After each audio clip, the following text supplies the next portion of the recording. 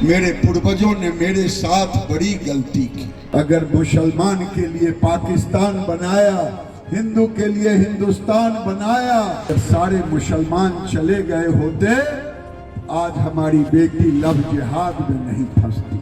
मुजफ्फरपुर में नवरात्र के मौके पर आयोजित फलाहार कार्यक्रम के दौरान केंद्रीय मंत्री गिरिराज सिंह ने खुले मंच से कहा कि अगर सारे मुसलमान पाकिस्तान चले जाते तो आज लव जिहाद नहीं होता, दुर्गा मंदिर के बाहर हंगामा नहीं होता, रामनवमी जुलूस में कोई पत्थर नहीं फेंकता।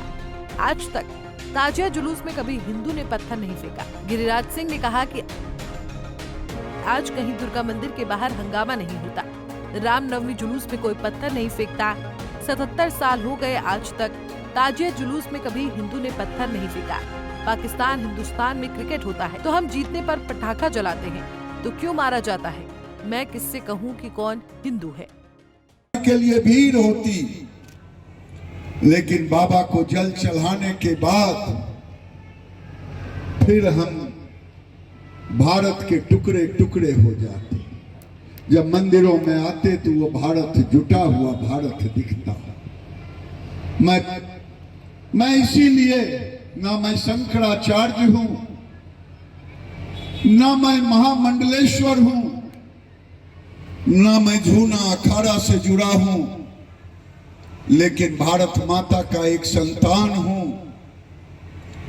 देश का बंटवारा हुआ 47 में, मेरे पूर्वजों ने मेरे साथ बड़ी गलती की। मैं पंडित नेहरू का नाम नहीं लेता, ना गांधी का नाम लेता, लेकिन पूर्वजों का तो कह सकता हूं। पूर्वजों से भूल यही हुई कि आपने अगर सत्ता के लिए देश को टुकड़े किया, अगर मुसलमान के लिए पाकिस्तान बनाया, हिंदू के लिए हिंदुस्तान बनाया, तो अगर सारे मुसलमान चले गए होते, आज हमारी बेटी लव जिहाद में नहीं फंसती।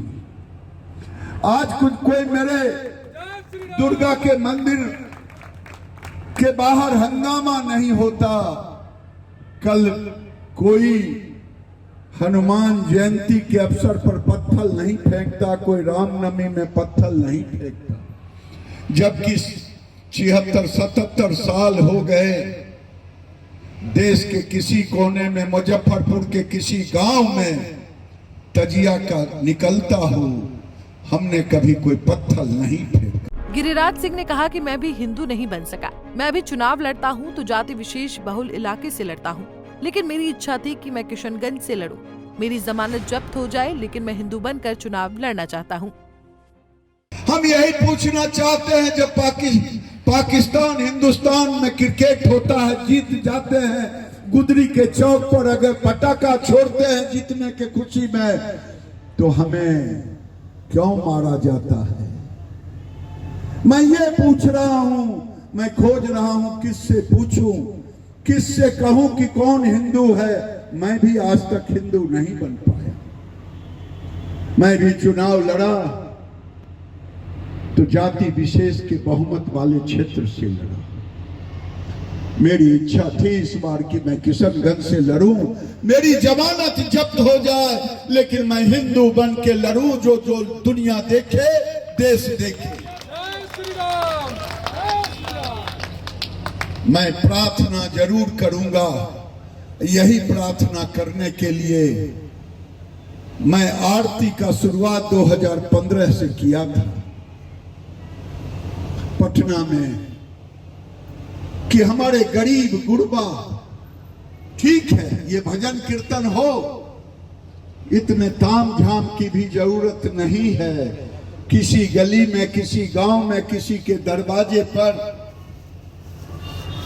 10 केले को टुकड़े टुकड़े में, 100 टुकड़े में बांट दें, 500 टुकड़े में बांट दें। हमारे यहाँ तो चन्ना अमृत का भी उतना ही महत्व है जितना एक गिलास शरबत पीने का महत्व है।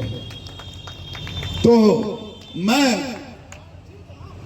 ये चाहता हूं, और चाहता हूं कि गरीब अमीर, ऊंच नीच, क्योंकि चारों तरफ से है मैया, कौन आरती करेगा? जब तक तेरा संतान है तभी तक आरती होगी। उन्होंने मंच से घोषणा की और कहा कि मैं 18 से 22 अक्टूबर तक हिंदू स्वाभिमान यात्रा निकालूंगा। इसके जरिए मैं हिंदुओं को जागरूक करूंगा, क्योंकि राहुल गांधी जैसे नेता हिंदुओं को जाति के आधार पर अलग करने का प्रयास करते हैं। आज पाकिस्तान में हमारी बहन और बेटी है कौन थी? क्या वो पिछड़े थी या अगरे थी? मद्रासी थी कि बंगाली थी? आज पाकिस्तान में हमारी बेटी शादी के मंडप से उठ जाती है, हमें पता नहीं चलता। लेकिन म्यांमार से अगर कोई उठता तो बॉम्बे में रैलियां होती। लेबनान में नसरुल्लाह मारा जाता तो यहाँ लोगों के पेट में दर्द होता। लेकिन हमारी बेटी उठ गई पाकिस्तान से, हमें पता भी नहीं चला।